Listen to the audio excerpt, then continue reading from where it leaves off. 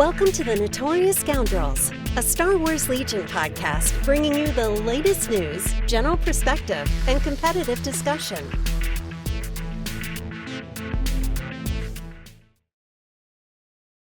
Hello and welcome back to the Notorious Scoundrels podcast. I'm Kyle. I'm here with Mike and Jay.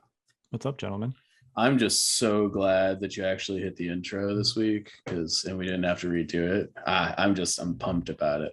Pumped. You say that like I always mess up the intro. It only happens like 25% of the time. Okay. All right. So 1 in 4. Those are not odds that I would like to have to lose a game or something in the middle of it. So I don't know. I mean, it's worse than 50%. It's the same chance as blanking out on 2 red dice. Yeah, but you don't want to put your odds on blanking out on 2 red dice because Boba Fett will fail you. You know. Yeah, that's true. Well, Boba would be 11%. We know. Yeah. There we go with the math again. Math whiz over here. I was told there would be no math. Right. How you guys doing? Good. I missed last week. Sorry to all our listeners, but I guess it went pretty well based on the outstanding comments we got on our YouTube channel. So yeah, good. Yeah. They were outstanding comments. I just want people to know, I'm not, I don't know. Sometimes I say stuff just to rile people up. Get over it. Yeah, I mean, if you were looking for the pretty much everything is fine. Nothing's grossly overpowered. Nothing's really that bad. You can kind of do whatever you want. Well, that's this week because we're talking about Separatists. Yeah, I'd also like to say that that's not very interesting. I don't know. I don't know. I'm not a conversation starter. We're gonna find things to talk about, right? And sometimes it's hyperbolic in order to make a point, which I tend to do maybe more often than most. But and we've said on previous episodes, we are pundits and we make opinions on this show, and you can agree with them or disagree with them, and we're happy for you to do both. So I'd like you to mostly disagree, everyone, if you could. That would be that would really make my night. Just so Jay can listen to me complain in our Discord for the next week until the next episode. Oh, everybody's mad at me. I don't understand. I don't know. Maybe you shouldn't say crazy stuff, Mike. I always say crazy stuff. Mandalorians are an F. Okay. Oh God. Perfect. I'd also like to reemphasize with these tier ranks that being a bad grade does not mean that a unit is unplayable or anything by any stretch of the imagination. I mean, that's exactly what we're saying, I think, right? Well, if it's an F, clearly. I mean, in competitive play, that does not mean you can't you can win a game with Mandos. Yeah, totally. I've seen people win games with Mandos. Yeah. And the only reason Mandos are really enough is because they're a super variable unit. And it's all bad variants. It's super bad variants. Yeah. I mean, listen, the other thing is I think we base this off of, we're already biased because of our own personal bias and play style. But I think one of the things I've always said is, hey, I think depending on the pilot, if you only play Mandos, let's use them as an example. If you only play Mandos, you play them all the time, you may be really, really good at Mandos, and that kind of changes the parameters of what we're doing. Yeah, player skill counts for a lot. We're assuming an environment where player skill is essentially equal.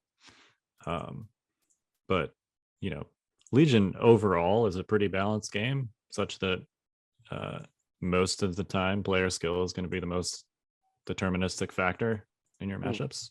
So, but we wouldn't have anything to talk about if we just opened every podcast with if you're good, you'll probably win. If you're bad, you probably won't. So anyway, we're going to sign off. That's Legion.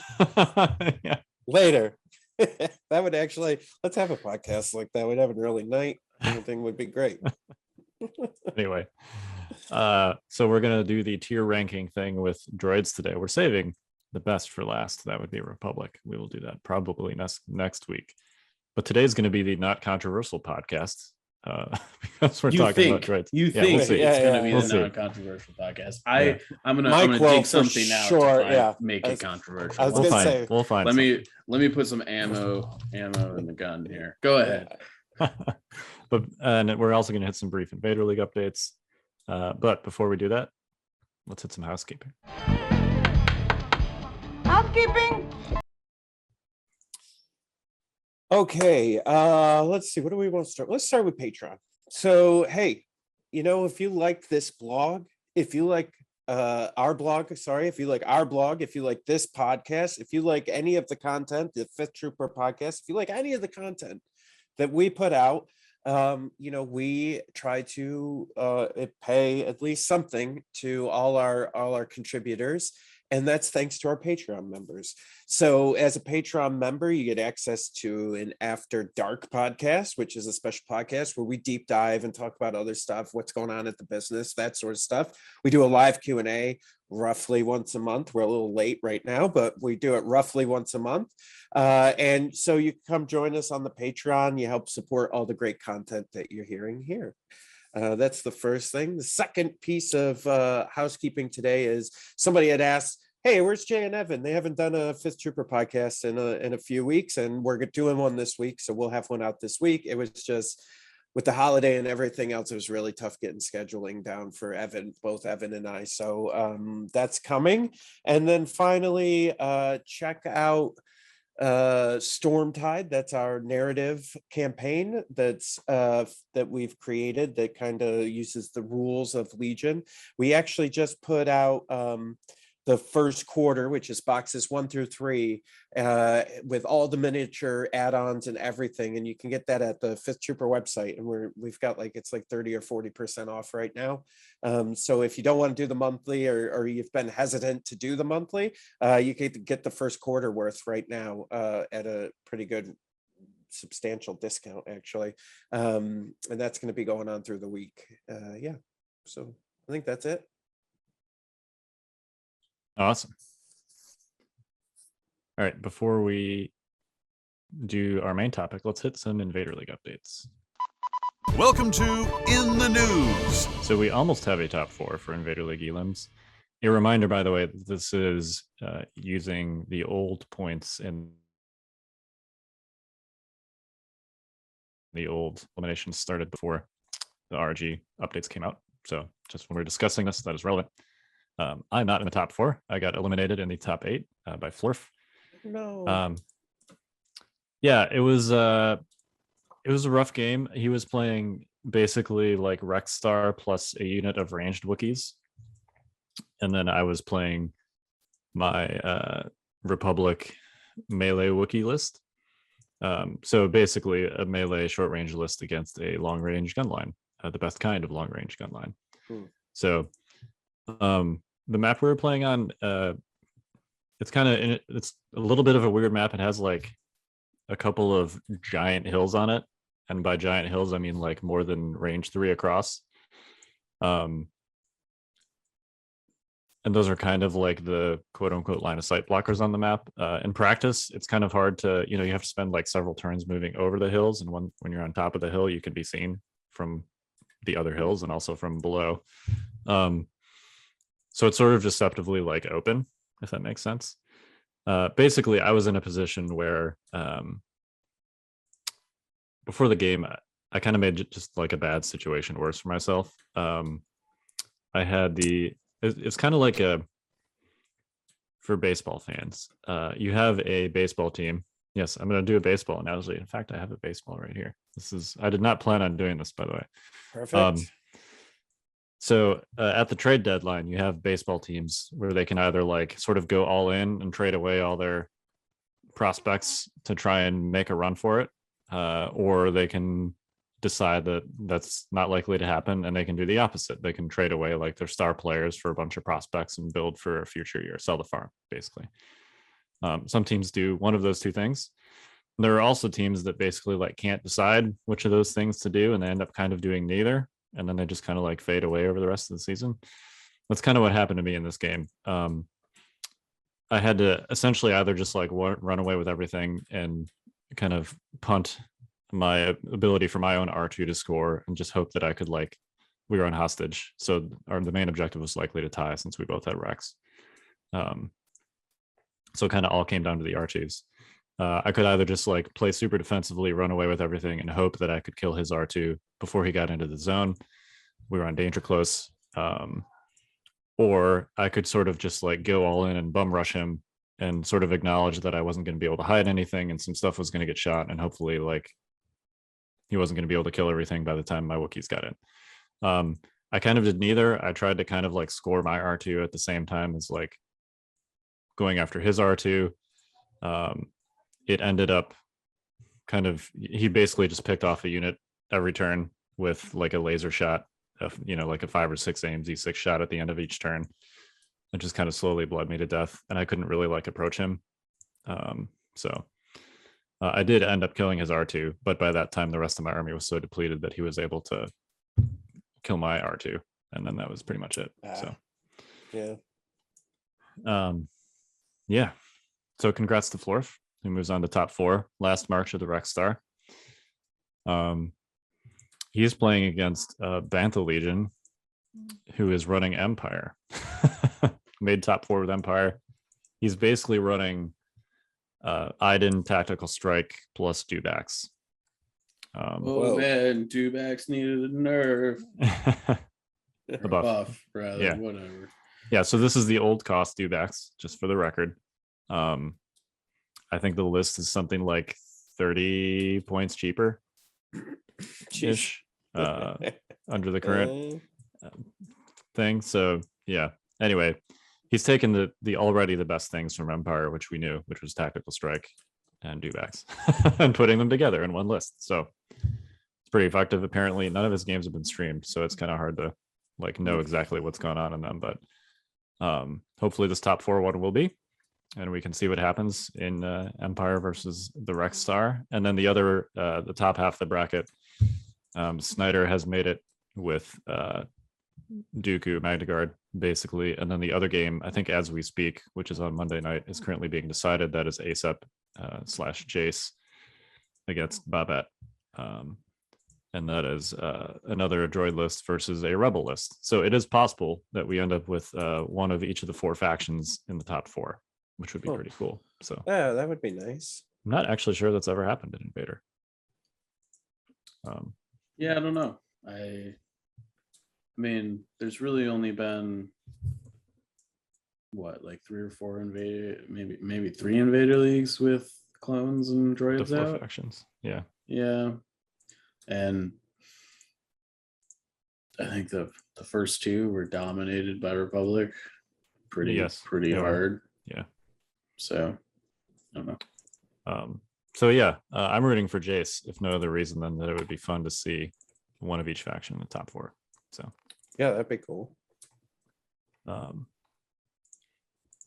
right, that's all I got for Invader. Sweet. Well, say la vie, huh, Kyle? Yeah, it's one of those things I still keep making Republic Wookiee lists in my head with my list spitballing because it was so fun, and I'm still sort of learning how to play that list concept.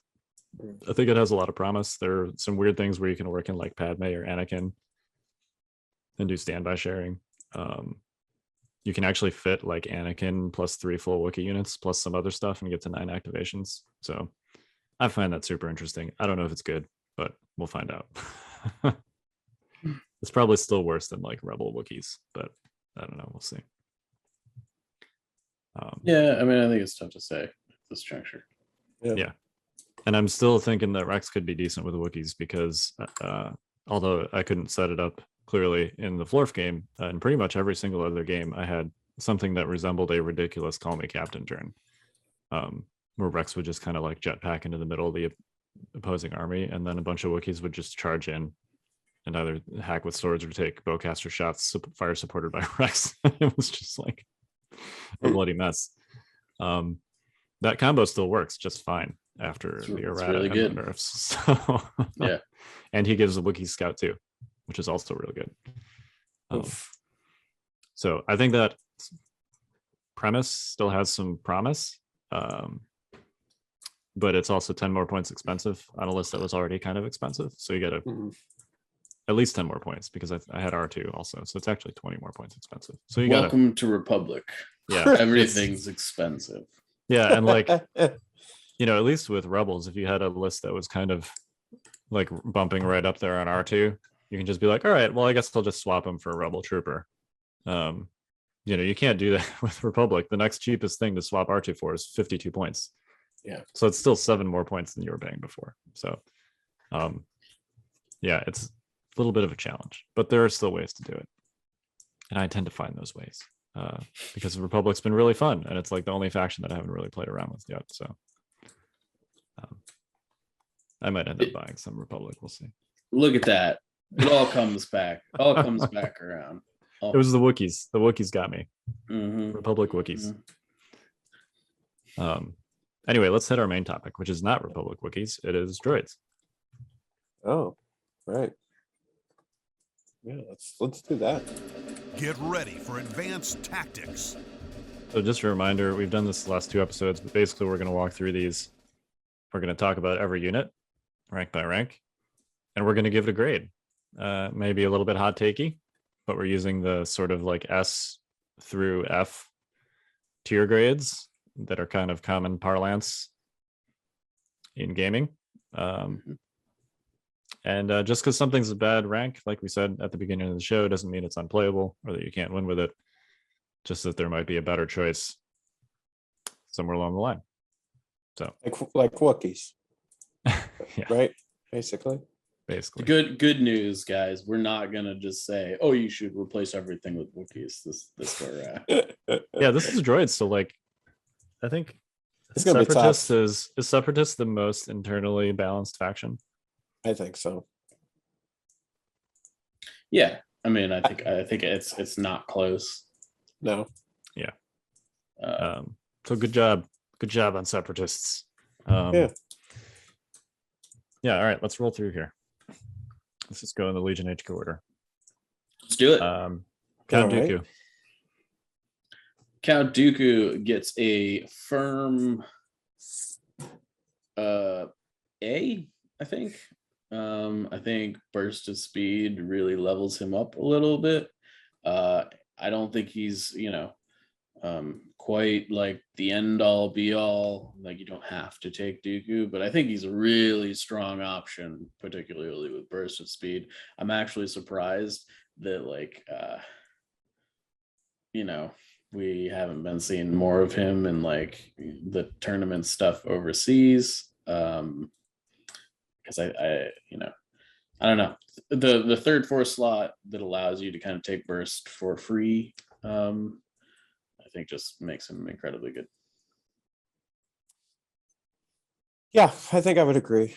I put him in A, and I just wonder, we haven't seen him a lot because, I mean, really, Separatists have gotten a lot of new stuff, right? There's a lot of new toys, and that's what happens a lot of times with the metas when there's a bunch of releases, and all these releases kind of that were supposed to be staggered internationally, all kind of came out at once, right? So I'm sure everybody's overwhelmed with what's out there, and he kind of got left behind. But yeah, I'd solid A.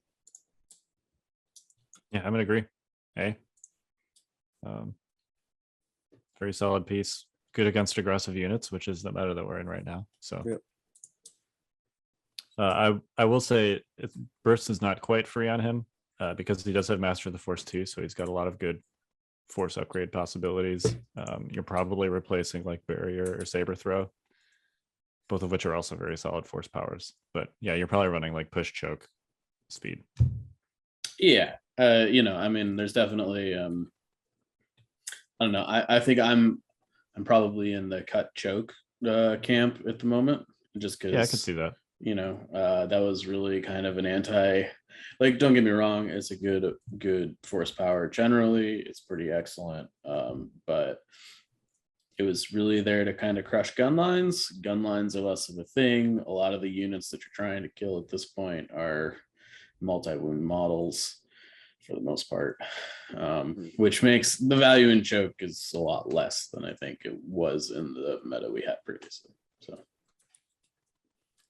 Yeah, I agree. It's still pretty good against things like dues, which is a red save unit that is otherwise sort of durable. Mhm. And also, you're still running into Empire gun lines. So, but yeah, I agree. It's not quite the same spot where it used to be. Yep.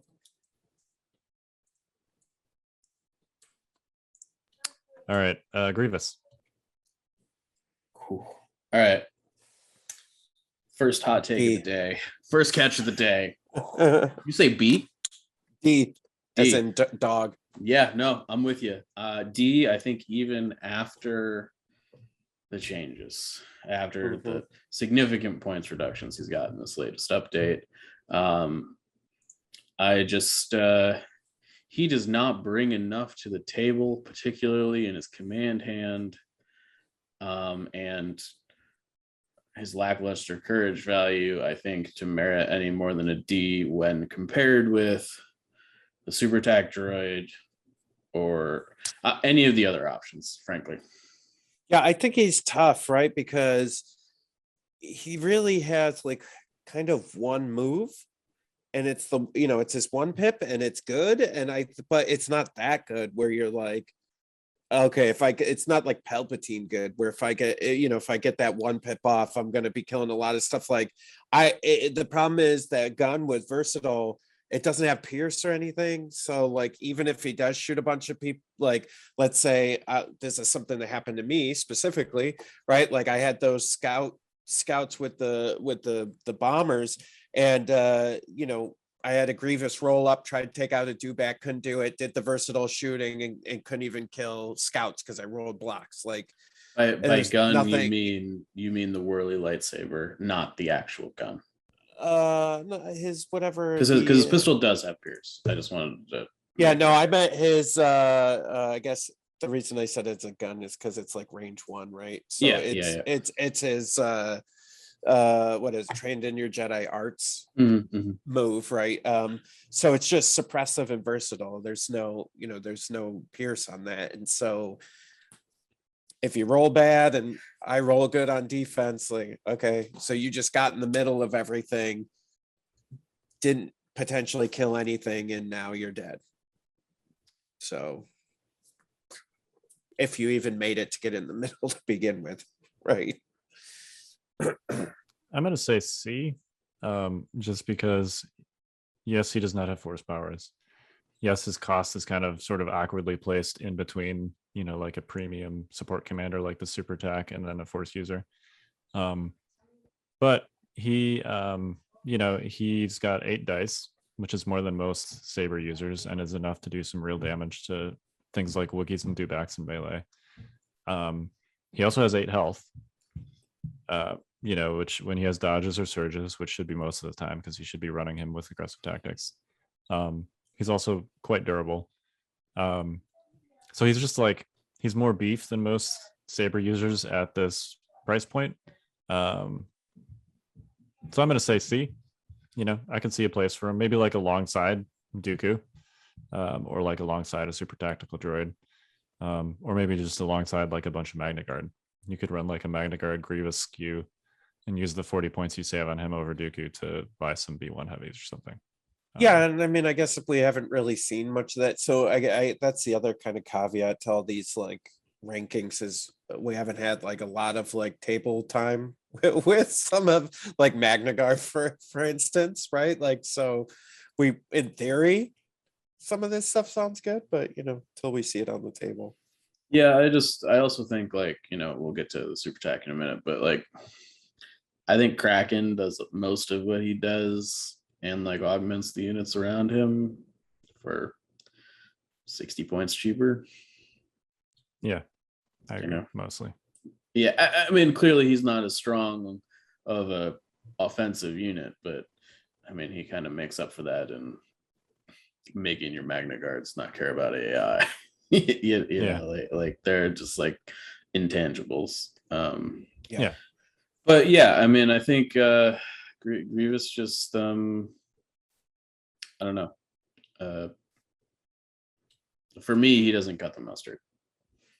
Yeah, his role is just really awkward because he's really only got one mode, like you said, Jay, and that mode is murdering things, and like other units in your army can do that.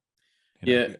I also think like the one thing that he's like is good at is the trained in your Jedi arts thing, and the lists that has been good at are kind of like falling in like where they are on the power rankings, kind of, like lists with a bunch of units in one place are becoming a little bit more of a rarity.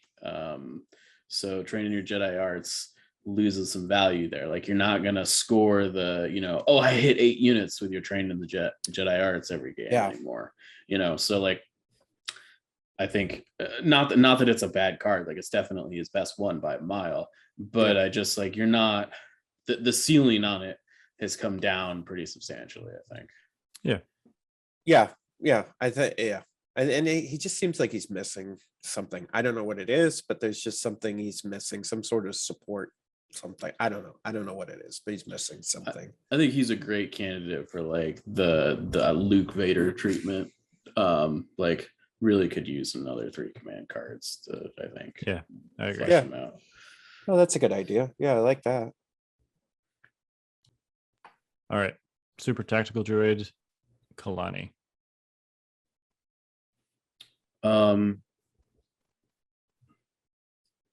I think Kalani is D borderline F. All right, we're gonna have a good conversation about this. Yeah, I don't know. Like I think he's fine. I think one of the big things that the super tac like brings in is override, and he doesn't have it at all. If I'm taking a super tac, I want to be able to use the override ability, and and like his reinforcements keyword doesn't do anything. I don't know. I think he's the worst of the 3 options, is what I'm trying to say. And for that reason, maybe he's just a D. I don't know. So I mean, listen, for me, I don't know enough about him so take this with a grain of salt, everybody listening. I was gonna put him in as a high C, and it was just because I think there's some interesting stuff there. I just don't know enough about it and how it would work with the rest of the rest of the list to materialize.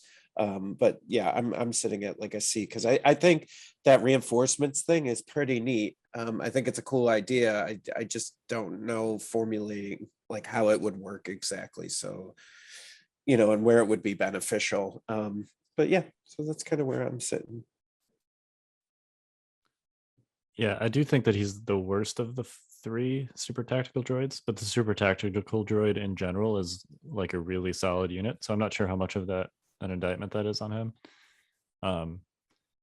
If you're taking him, you're running him in a list where you're kind of building the list in a traditional way where AI was not a problem for you anyway, where you can do it with face-up replication and stuff like that. And he's got directs also to assist with that. So will I agree that if you're taking a super tac, you probably want to be making use of override? You can definitely make some like B1 lists where you're mostly using coordinate to mitigate AI anyway, and then he's got direct.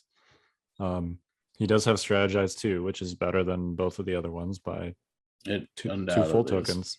Yeah. I mean, it's basically calculate odds too, which like no other unit in the game has. He dishes out 4 green tokens with 1 ability, which is kind of amazing. Yeah, reinforcements doesn't really do anything on him. Whatever. Yeah, it's basically a non-keyword on him. But I've seen some really interesting builds where you park him near like a couple of spider droids or something else that you want to just be dishing tokens out and face up orders out to, and he just kind of like powers them. So I'm gonna give him a C. That's fair. Yeah. Which is like perfectly fine. Like if you come up with a Kalani build that's a good build, he's perfectly fine in that situation. Mm-hmm. So all right, Kraken. Yeah, Kraken's Kraken is an A, I think. He does like pretty much everything, and he does it all really well. And losing the third command slot in contrast to Kalani for a training slot is really just like net upside. You're never going to take, I mean, I shouldn't say never, but like the chances that you're taking 3 command upgrades are pretty slim. So 2 is plenty. So that's just everything's upside. His melee is way better. His gun is better. Sharpshooter's the same. He surges to crit. He's got override 2, which is amazing. He's got charge. He's got strategize as well. He trades direct for charge, which is definitely like a little bit of a, you need to plan for that. But overall, I think Kraken's the best of these, and I think he's an A. I think he's the clear candidate that if you want to take Grievous, you should just probably be taking Kraken in most lists. Yeah, I agree. I think especially in today's meta, he's got a lot of really good upside, and I think he's going to be able to kind of hold the line, when you're seeing those melee units charge and stuff, and he's going to be able to do some damage back. I like the sharpshooter 2 Pierce 1. Like that's really good. Like so basically, things effectively have no cover, and there's a solid chance he's going to be dealing out at least 1 wound.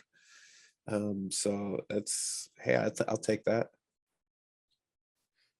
Yeah, I'm also going to give him an A. And the biggest difference for me between Kraken and the other 2 is just how much, like, his offensive profile is just so much better. Yeah. Like it's not even close. He's got 4 reds in melee. The generic has 2 blacks. Kalani has a black and a white. Like he also has lethal 1 in melee. And then his ranged attack is range 3, double black, pierce 1, sharpshooter 2. So it's kind of like Lando, where you're just going to be picking up a model every turn with him from range 3. I look at Kraken and I'm like, this feels like Leia and Veers paired with like Iden and Cassian in the same package, like it's similar, like very good at combat while also being able to do the support thing. And I don't know. I sort of Kraken's on my short list as far as expectations for price increases next go. Yeah, and for me, I think with where we're at, like for that training slot, I'd probably give him Hunter. I think Hunter would be really good on him, especially when you got multi-wound units that are getting up in your face. You're going to be able to get that aim, whether you're in melee or trying to get that pierce, with that shot. I think having an aim isn't a bad thing. I think you got to put endurance in that slot so you can abuse override. Oh yeah, that too. Personally, but I would rather see override get adjusted than a cost increase. Because to me, a keyword that basically just like breaks open the primary faction restriction in a way that feels kind of free. I mean, I've ranted about override on previous podcasts. I don't need to do it on this one, but yeah. It's anyway, good. It's a good ability. Yeah. And we should mention too, we didn't talk about it with Kalani, but all the command cards for all of the versions of the super tactical droid are very solid. Yep. Very solid support command cards. So for what are basically generic cards, and that, like, I guess they're not generic, but that.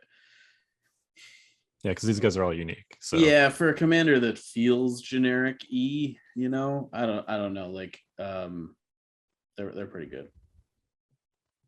Yeah, very solid. All right. Speaking of generic, the generic super tactical droid, who is incidentally still unique. Yeah. I think it's a B. I think definitely. I'm not going to pay 5 points more for Kalani. I think he's great. we already kind of talked about stuff. I actually think paying 5 points for Kalani is sort of a downgrade, but that's just me. What do you mean by that? Like his offensive profile is better than Kalani. The only thing you're really gaining is Kalani. I'm sorry. I thought you meant Kraken. I was like, no. I was like, what? you gain an extra strategize, but you lose override, which I don't know. Override really gets you out of some situations. Like even if you didn't plan to use override gets you out of some like situations where your opponent really kind of like caught you with your pants down, and I don't know. Like override gets you out of situations where there's a comms jam or do back in your lines, and you're like, oh no, I'm screwed. Override's like, oh wait, no, I'm not, So I don't know. So for me, I don't know, just because with how good I think we all think Kraken is, like I think I'm forced to give that one a C, and put him at the same as Kalani, because I think he does some good stuff, but I why wouldn't you just take Kraken at that point? Yeah, I'm with you there.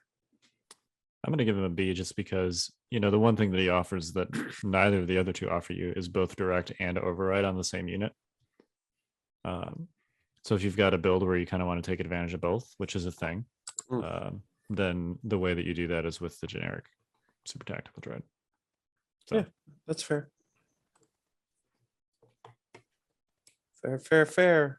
All right, let's T-series, huh? Yeah, let's keep the generic train going with the T-series tactical droid, aka the crappy tactical droid.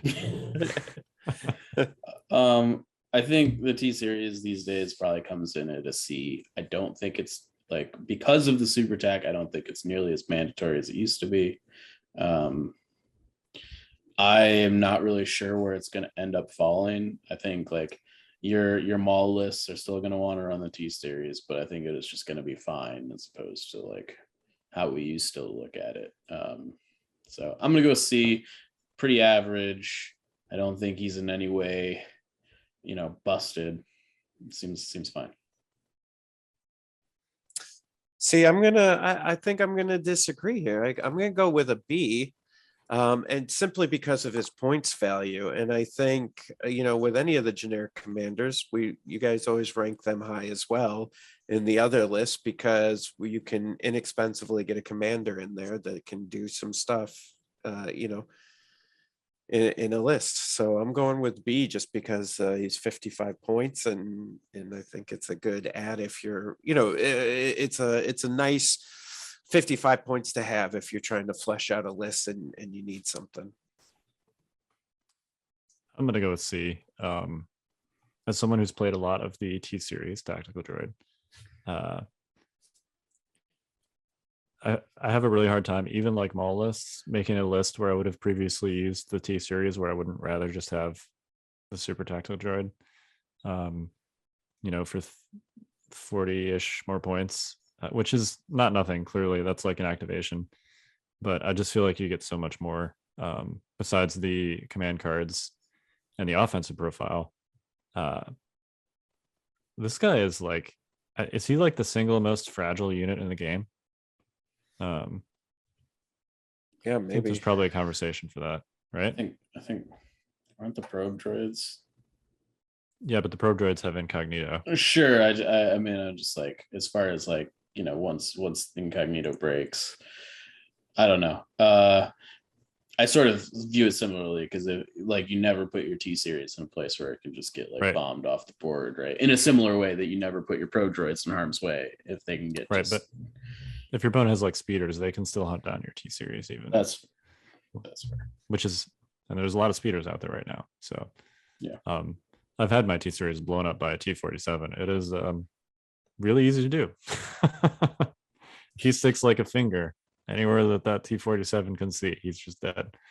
I think to your point, Jay, about like generics ranking highly, I think this one in particular suffers because all of the other ones are able to operate as like good green token batteries in some sense, and bolster 2 just doesn't cut it. Is particularly when you can't share the surge tokens. Yep. At least where I'm standing. That's fair. Yeah, agreed. And those other ones are also 10 points cheaper. He's 55, which for a what is mostly a do nothing activation except for direct. That's a lot of points when you could just buy an uplink on something else. Yeah. So yeah, I'm gonna say C. Fine if you want to take him because he's cheap enough, but I'd rather take other things. All right, operatives. There's so many. I think one's going to be on one end and the other is going to be on the other end. Yep. Let's start with Cad Bane because he's first here listed on Legion HQ. Yeah, probably the only time I'll say this today. Hard F.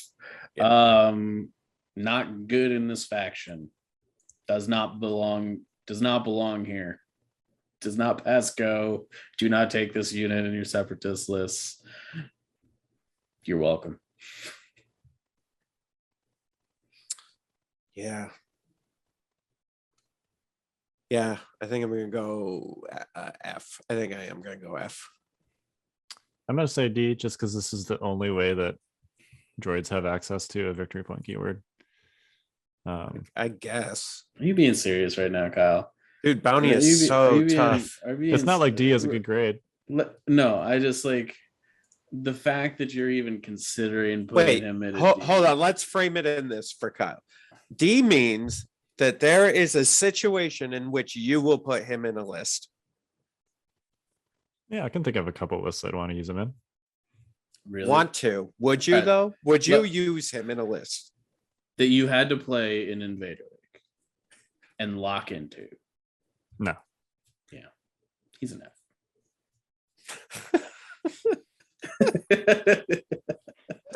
I am anxiously waiting to see if he gets any changes in the Shadow Collective update. Yeah, we may have, right? This may be a completely different conversation. This has nothing to do with Cad Bane the unit.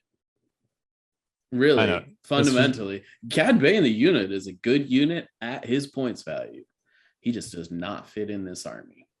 Yeah, he's just a really awkward fit for separatists. Yep. If you could take him in like an Empire list or like a Rebel list, I think you'd consider it. I think you take him over Boba Fett all day. Yep, I would, for sure. I don't know if I'd go that far. He's really squishy compared to Boba Fett. A Boba Fett that starts anywhere on the battlefield? Yeah. Yeah, but the Bane tokens are not quite as flexible as that. No, sure. But sorry. Anywhere safe on the battlefield? Like, you know, I don't know. Like, it's interesting. It's an interesting conversation. I don't know. I think he's really good. I expect, yeah. But you're right. He doesn't fit with what droids are trying to do. No, they're not really about the tricksy hijinks, you know. And okay, that's what Cad Bane is. So Mike, outside of the faction, what is he as a unit? If he was in any other faction, where would you put him? I'm not gonna rank him outside the faction because this is a meta-based discussion. Do it. But I mean, like, it depends on what faction you put him in.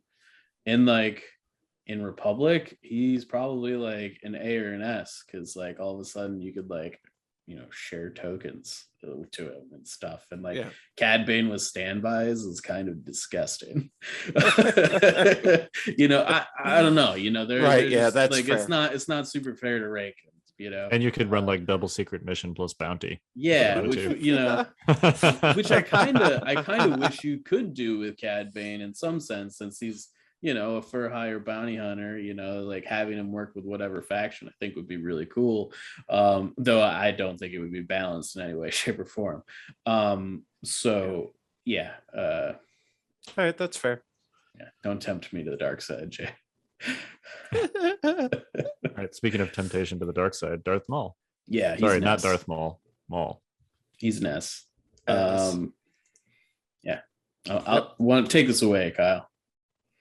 You guys know me. I have sort of made my identity around Maul recently. I'm gonna just merely give him an A.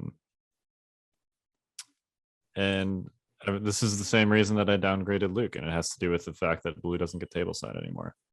And Blue with Maul, especially since he infiltrates, is really important. But he's also a Jedi who's very terrain dependent. So Yeah, that's fair. Now that those two things are kind of decoupled from each other, I'm going to say he's merely an A. I think he's probably still the best Force user. He's probably still the best character in this faction.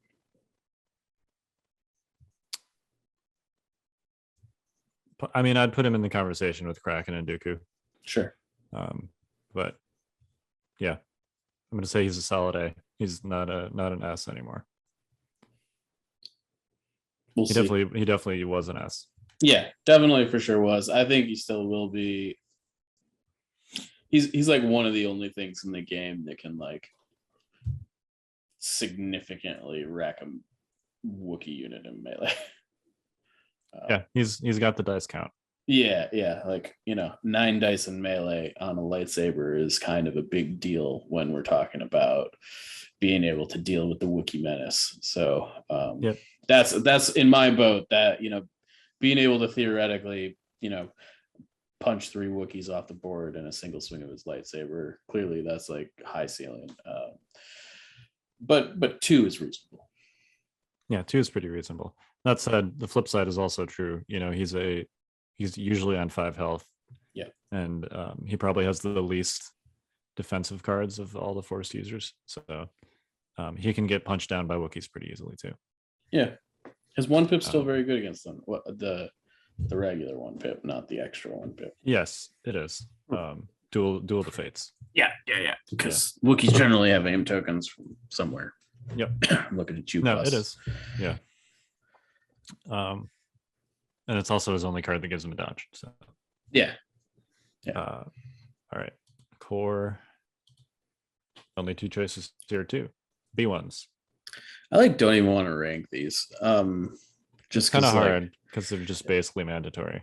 Yeah. Yeah, I mean, both of these choices are just like good. I don't know. There's no. Depends on what you're doing, I guess. I'm gonna give B1s a C. You're gonna put them in every list in some amount. They're fine. That seems fair. I'm gonna give them a B, because they're the cheapest way to get core units with a heavy in the game, and I feel like that's a little bit of a dying way to kit out a unit, at least the core unit. We might see clearly Empire with as cheap as their core stuff is getting between the personnel upgrades and the heavy upgrades, and I think you'll see storms and shores with heavies. But beyond that, you're not going to see many rebel core with heavies, but you're going to see a lot of B1s with heavies. So yeah, I'll give them a B. They're fine. They're not going to they're never going to win the game for you,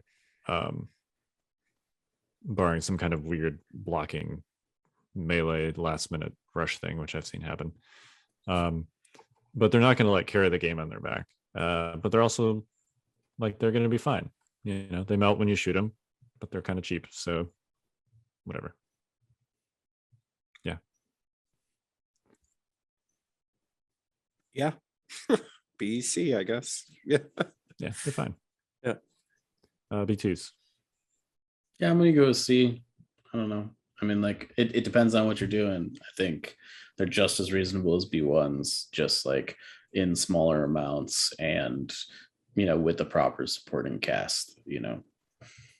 But still going to be seen in a lot of Separatist lists.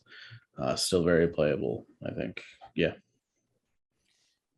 I am going to actually upgrade them a little bit to maybe a B. And I don't know, right? And this is list dependent too, but I think with the Persuader class tank, there's some really interesting things with the B2s, right? And so, and we'll talk about that here soon. But I don't know. I'm gonna give them a B just because I think if you put that Persuader tank in, they're gonna have way more impact in the game. So that's where I'm gonna put them. I agree with you. I'm gonna give them a B because there's really like one weakness that B2s have besides their cost, which is certainly high. And that's melee. You melee a B2, their melee is pretty garbage for their costs. And then they're tied up and they can't use those arm cannons and rocket launchers. But they've gotten a lot of tools recently to kind of prevent that from happening. The first you mentioned already, Jay, the Snail tank. The second is the Super Tax 2-pip, which is really good with them. Gives them disengage. So, and they're also really good, particularly really both versions of B2s. The rocket version is really great with the 3-pip of the Super Tac because it gives them a free recover. And then the ACM way to run the B2s is really good with override because previously AI has been kind of like a reason to not run multiple ACM B2s. And with override, you can just be like, I don't care. Just keep marching forward. So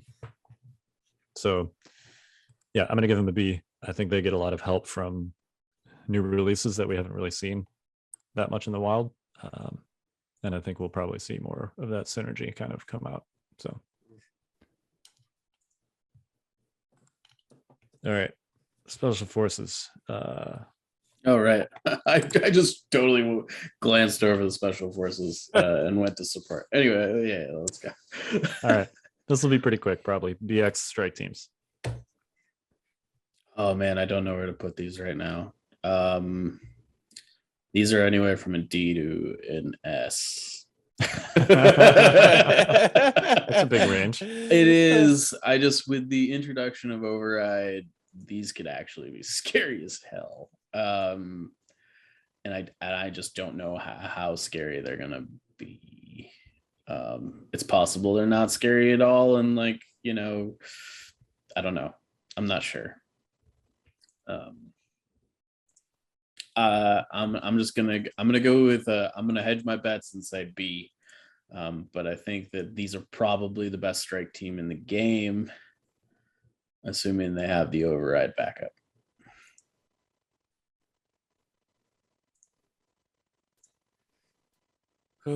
Yeah, I'm gonna put them at a C. Just because I don't know enough about it. I'm with Mike. I don't know. They're all over for me. I can see some really cool stuff that they can do, but also maybe they can't. So C. I'm gonna say a B. And the reason I'm not giving them an A is just because of right now with the way the meta is, they occupy a really kind of weird spot in list building. They are definitely great with override. 3 BX strikes with snipers just aim shooting all day with double red and lethal is terrifying to red save armies. Especially like Empire, who doesn't have dodge sharing. Like that, you will shred an Empire list with 3 BX strikes with so gross. Yeah. But I think most lists these days, and droids are certainly no exception, need an answer to melee units in the form of their own melee units. And that's either going to be, a force user, which is going to be like Dooku or Maul, or MagnaGuard. And if you're taking Dooku or Maul, you're probably not taking a super tactical droid, which means that you're probably not running override. And then if you're taking MagnaGuard, they take up the same slot as the BX strikes. So it's just kind of awkward. Like, sure. Whenever I build a droid list, I'm like, I want to do override triple strikes. And then I build it out and I'm like, I don't have any melee units, And then I'm like, I'm going to build this with melee units. And then I'm like, wait a minute, I don't have all the things that I need to support these strikes. So it's just a little bit awkward right now. I think if we were in like a gun line meta, they would be A, if not like an S. Yeah, totally agree. But I don't think we're there at the moment, so I'm going to say B. All right, full team BX droid commandos. They're I think they're a solid D now. I'm not. I just like if you want a dedicated melee unit, just take the MagnaGuard.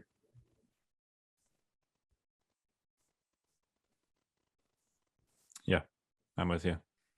Like the range 3 pool is kind of interesting, and they can kind of do a little bit of both. But MagnaGuard can also kind of do a little bit of both, and they're basically the same cost. So yeah, my issue with their range 3 pool is that it's just when you're paying what is basically 100 points for a unit, for a special forces unit, when they roll dice on their attack pool, they need to actually do damage consistently. Like you need it to be consistent, and like the ceiling needs to be decent. And the ceiling is decent, but it's in no way, shape, or form consistent, and it's not worth paying 100 points for that range 3 pool, in my opinion, particularly when you've only got lethal instead of Pierce.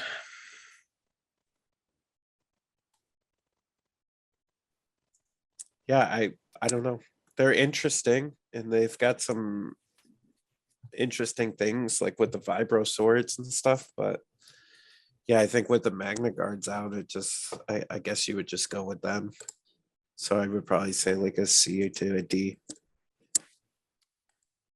yeah, like structurally, they're not that different than like the ranged Wookiees. But they have the same problem as Mandos, which is that their variance is all bad. And they have lethal instead of that native Pierce, so they don't have quite the same consistency that like the ranged Wookiees do.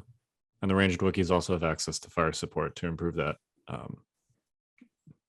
the consistency on that dice pool, whereas clearly the BX commandos don't. So yeah, I'm gonna give them a D.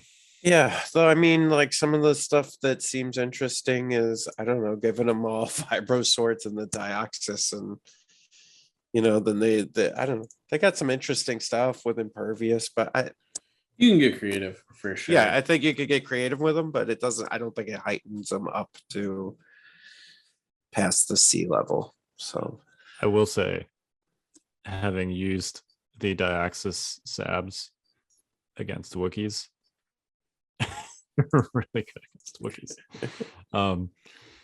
because Wookiees don't have a save, basically, and the Dioxis sabs you're going to get more than one hit on average with one of those bombs, and if you're talking about facing against Wookiees, you're probably going to hit more than one unit.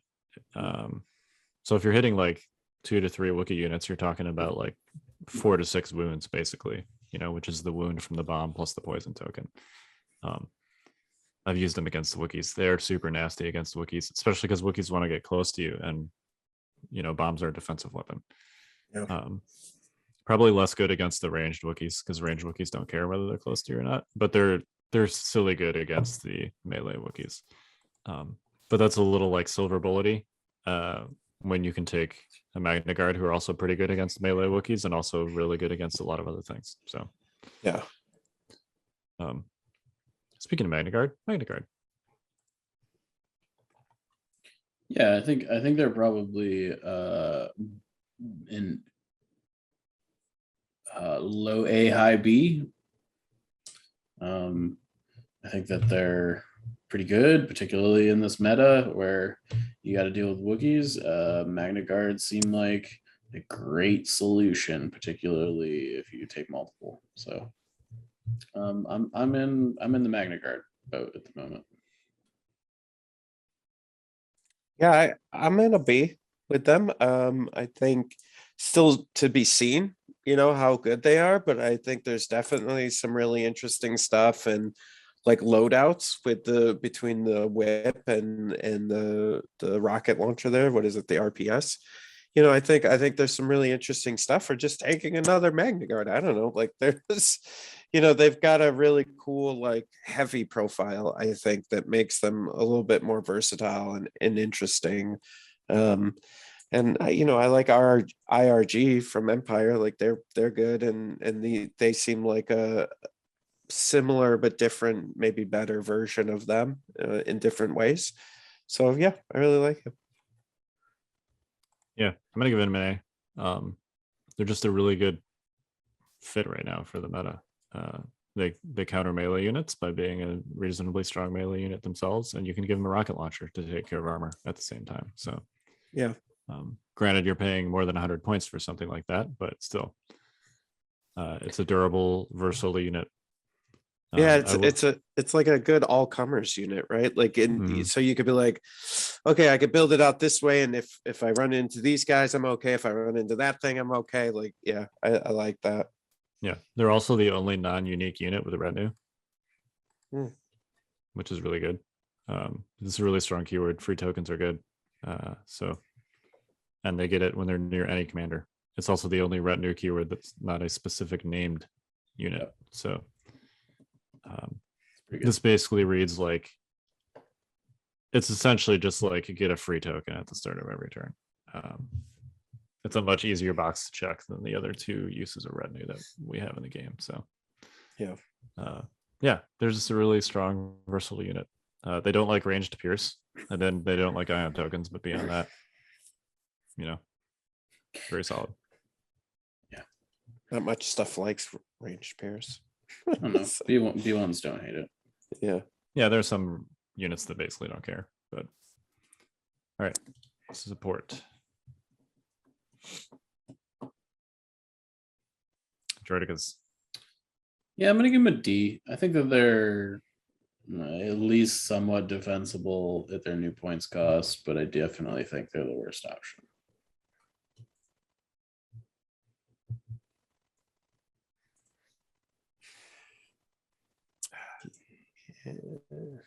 I'm gonna go with C.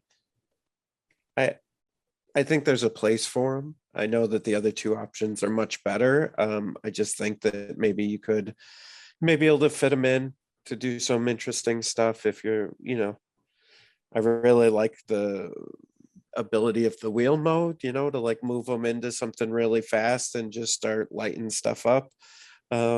It's just different. I guess it's hard with the way the meta is today, but I think there may be a place for them, especially if you have like MagnaGuard to back up. You could wheel your droidakas up to their lines and just start killing stuff. There's some interesting stuff there, so I would say C.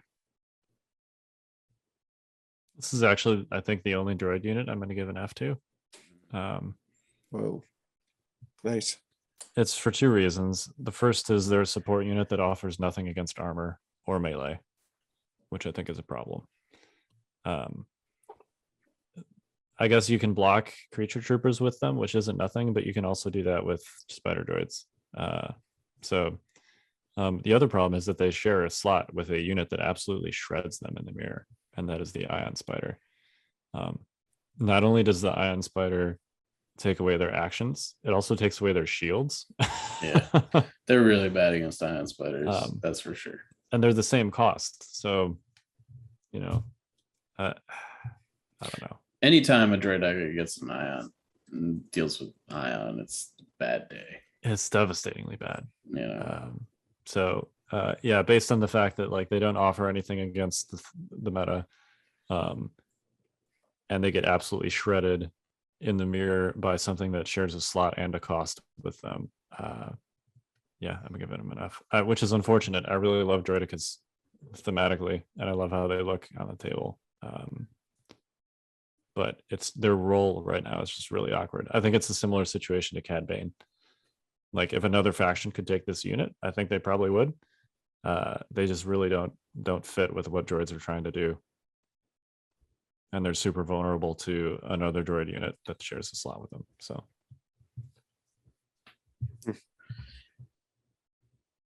speaking of that other droid unit that shares a slot with them, the DSD dwarf spider droid.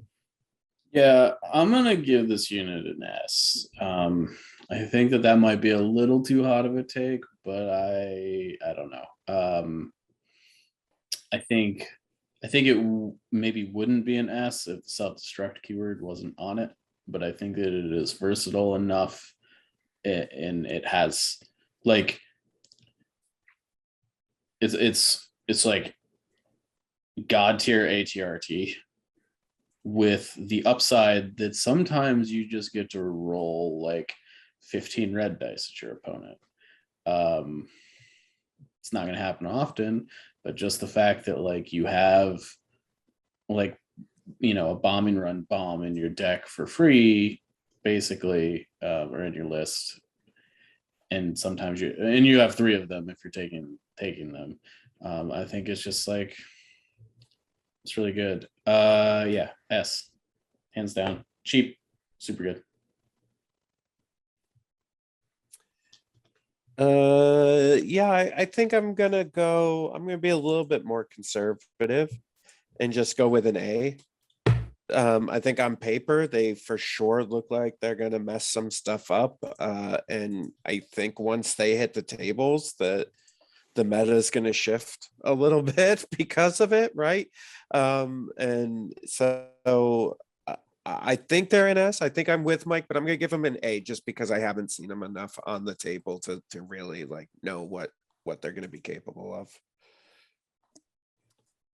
I'm also going to say an A just because I think the best version of these is almost certainly the Ion. And Ion is one of those things that's amazing against certain targets and much less amazing against other ones. So I could kind of see them being victims of their own success, if that makes sense. I could see like a tournament cycle or two where people bring Ion Spiders, and then those Ion Spiders shred all the armor in the tournaments, and then people stop bringing armor.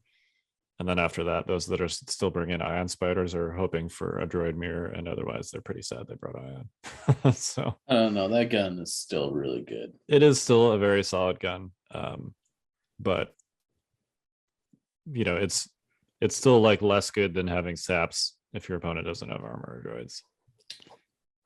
I'm not sure I agree with that. Yeah, I mean, we'll see. You know, I gave an A, like, so it's I know. I'm sorry. I'm not. I guess I'm not agreeing with they're not. Like, I think they're better than the stabs. Not having to move forward is a big deal. Potentially. I mean, I think in the meta we live in, where you strongly benefit from being able to just punt your battle deck if you need to, speeders get a lot of benefit from that in relative terms. So yeah, let's just hit Staps because they're next. I'm gonna also give Staps an A, because I think this is, other than the T-47, I think Staps are the best speeder in the game. And speeders I think are really important right now, because they kind of let you not care about your battle deck. They make it so that your list is good at, you know, the fast objectives, breakthrough and bombing run. And you know, the rest of your list can probably, like, the other 6 objectives are all kind of sort of quote unquote doable by most lists, at least. So purely by including speeders in your list, you give yourself the flexibility if you roll up to like a really crappy table with a good side, to just be like, yeah, I don't really care about the battle deck. They're also really good at hunting down R2. So I think speeders right now have kind of a unique place in the meta and adding a lot of versatility to a list, which is really important right now. So yeah, I'm going to give them an A for that reason. Yeah, I'm gonna say A as well. Having faced these a few times, they are just a pain in the butt, and they just cause a lot more problems. Generally, for the, you know, for your opponent, and that agile one is really good on those. And so, yeah, A. Yeah, I'm gonna give them a B. I actually think that they're much less good now than they used to be. I think they used to be S, and I think they've come down a few notches. The fact that they're also more expensive, it's not a ton more expensive, but it is like, it eats 6 points into your bid or whatever, you know. And as a Separatist player, I still think that matters a lot. Right, but you can bid less now. So You can totally, but I don't know. I think that they're fine. I think they're above average, but I don't think they're anywhere near what they used to be. yeah, they used to be an S. Yeah. Yeah. I'm just downgrading them to an A. So all right, last slot. AAT, Trade Federation Battle Tank. Yeah, A. It's good. It's strong. It kills. I'm sure the spiders, right, are going to have something to say about that. But other than that, yeah, I would say right now it's an A. Probably heading towards B, but an A. I think I'm willing to give this thing an S. I think it's. Let me put it this way: I would pretty much rather have an AAT than any Separatist commander. I think, at least for me. I just like, clearly you're gonna need to take a commander with like AI and stuff, but like if I could get away with not doing that, I think would. This thing feels the way like a tank should feel. I think it's extremely powerful. It does a ton of damage. It is oppressive in games that is in every game it is in. Your opponent sets up across the battlefield and is like, how the hell am I going to deal with this thing? And it poses a question that your opponent has to answer in a way that most armor doesn't. And I think it's excellent. Yeah. I'm gonna give it merely an A. I think it's definitely the best non-speeder heavy. But it does take a hit with the increase to both it and also the naked B1s, which are commonly run in lists that feature AATs. Like a double AAT list historically, which would run 6 naked B1s and 2 AATs, is increased by 22 points. So it definitely got hit by some points increases, which I think is fine. I think it, those lists needed that. But it's not nothing. The other thing about the AAT also is they get shredded by bowcasters and by saber throw, both of which are very common at the moment. So, they do have a red save and armor, which makes them super durable against most things, but attacks that have both pierce and impact at the same time just really burn these things down really fast. So yeah, I'm going to merely give it an A instead of an S for those reasons. Yeah, it's still very strong attack at long range. So, all right, the NR-N99 Persuader class tank droid, aka the Snail tank. The last catch of the day. Yep. F. Ooh, that's whoa. strong. F, and I feel confident in this. And Okay, I know people are explain not yourself. going to agree with me. It's Explain. Okay. So every unit in the game that has the transport keyword, if it's good, is not good because of the transport keyword. I want to just lay that out there for starters. Mhm. So if you're thinking this is good because it has the transport keyword, you're wrong. Just from the jump. Wow. All right. Go on. Yep. All right. So that's step one. Step two is once you peel transport off this thing, it's just a lat with weak point sides that has to like drive over the battlefield instead of hover over it. Just want to be real clear about that. Its offensive capability is a lat, unless you get it at range 2, in which case it's like fine-ish. I am strongly going to disagree with everything you just said. Go for it. I just like it. Not only that, but like you got to put like protocols on it that make it more expensive, which I don't know. I mean, you're going to be the protocols is kind of by like 3 points. Sure, but you're putting an order on this anyways. It's kind of like it's a tax. It is 100% a tax. There's going to be an order on this unit. But the protocols can give you like extra benefits beyond just yeah. Sure. twinking AI. I get it. Regardless, I do get it.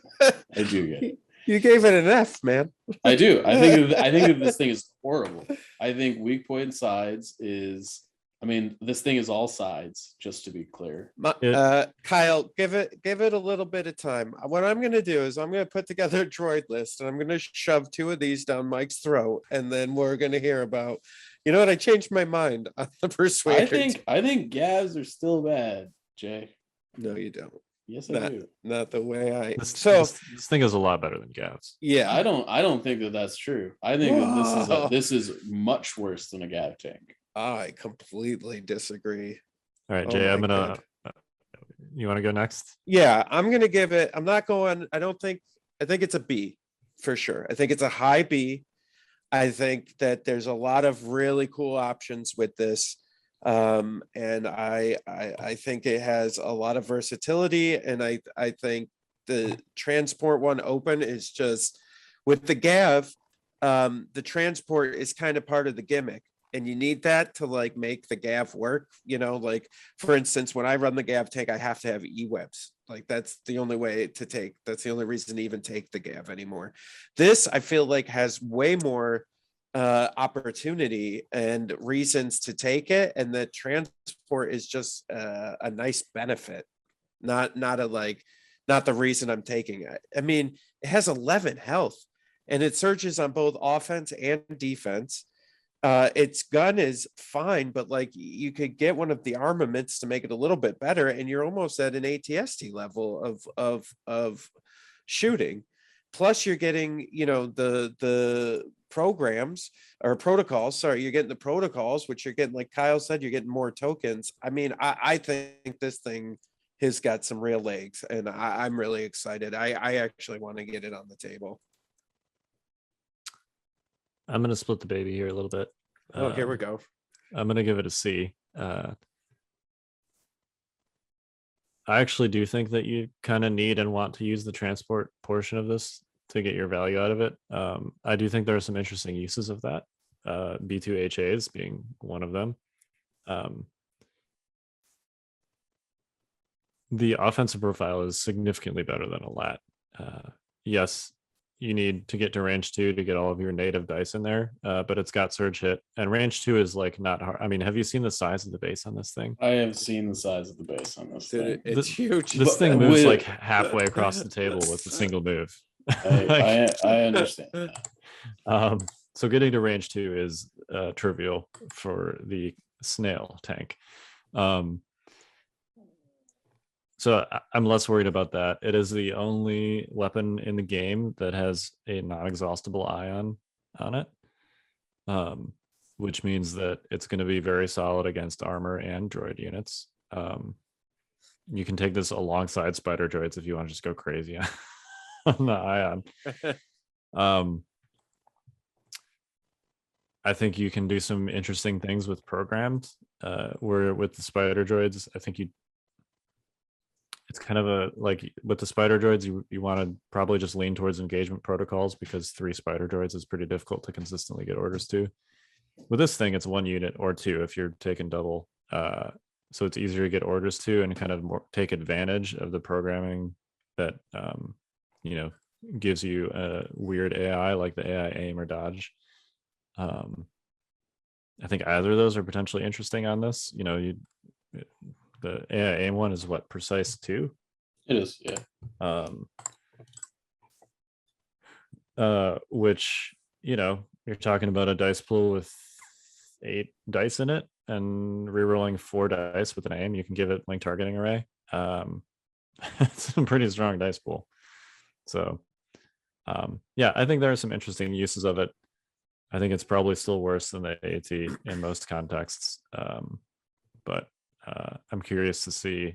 I think there are some builds where you can make this thing pretty scary, and I think it's a lot better than the Gav. It's also significantly taller than the Gav, which is one of the primary weaknesses of the Gav. No doubt. I just I'm imagining a world where your ATST always had weak point, basically. The weak point it would die immediately. it's rough. Yes, this thing will get if this thing gets flanked, which it has a very long base, so it's pretty easy to flank. It's going to burn down pretty quickly if you're not killing stuff. So yeah, I don't disagree with that. And listen, I haven't gotten it on the table as far as like seeing how the base and and doing all that. But even with the Gavs, they have weak side, and I found with them though that it's easier to manipulate than you think it's going to be, once you get it on the table. But we'll see, right? Like I think that's why I'm kind of in the B-ish area with it, just because I think it's good. I need to get it on the table and run it a couple times. we'll see. This is one that I'm gonna come back to you guys in like 2 months and be like, I told you so. This is like hot garbage. This is going to be the one I think you're going to come back in 2 months after you've been spanked a couple times by a list with these in them. We'll see. We'll see. I just, I'm sure that I will lose to this at least once, but I feel confident those lists will be winning in spite of this instead of because. You know what I like the most about droids, if I'm going to be honest with you guys? Most of the units, this one included, you literally can like paint it with like 3 colors and just be good to go. And it looks like it looks great. Yeah, it looks ready. Yeah. Like you put so much time in it. It all. Yeah. Done. Yeah. Because I was looking at this thing going, wait, so that's just that just basically like metal and then red eyes. Yeah, I could do that. Yep. And it looks great. Yeah. It's just good to go. What's that spray from Games Workshop, the base coat that's just basically metal, like you just hit it with that. I forgot the name of it. Gunmetal. Yeah, or something. Yeah. And you just hit it with that and then paint in the eyes and you're off to the races. I mean, I'd throw like a wash on there or something, but yeah. But I mean, I'm talking to the people who I know. Yeah. I mean, I brought my droid list to ACO and people were like, yeah, that looks great. I'm like, yeah, it was a lot of work. Yep. Wash, dry brush, airbrush, call it a day. Yep. So much easier than literally anything else. Yeah.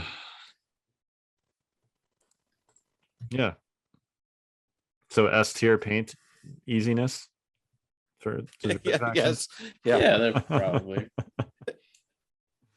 All right. Well, that was substantially less controversial than our previous 2, I would say. I don't think there was anything controversial about our previous 2, but that's just me. I wasn't here for one of them, so I'm good. Yeah. Separatists. Everything's pretty good. Yeah. Nothing's really crazy good. What we end up giving 2 units Fs? So just Cad Bane, and then you gave the Droidakas an F, right? So that's it. Whoa.